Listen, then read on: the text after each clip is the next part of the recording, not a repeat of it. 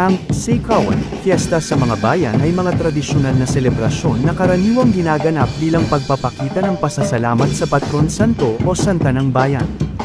Pagpaplano at pag-organisa ng mga aktibidad, ang mga lokal na pamahalaan at mga komunidad ay nagpaplano at nag-oorganisa ng iba't ibang aktibidad para sa fiesta.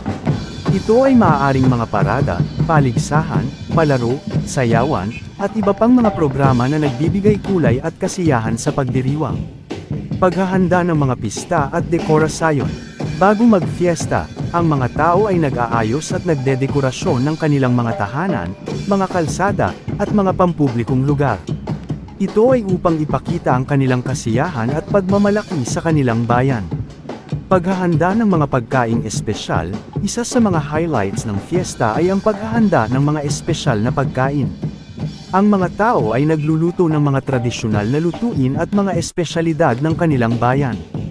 Ito ay ibinabahagi sa mga bisita at mga residente upang ipakita ang kanilang kultura at pagkakaisa.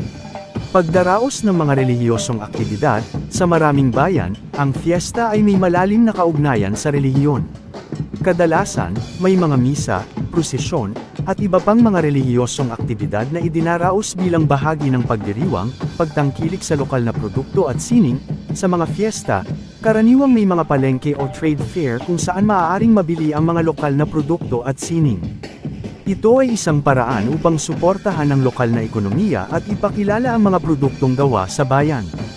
Ang mga nabanggit na ito ay ilan lamang sa mga pangkaraniwang gawain na ginagawa bago mag-fiesta. Ang mga detalye at tradisyon ay maaaring mag-iba depende sa bawat bayan at kultura.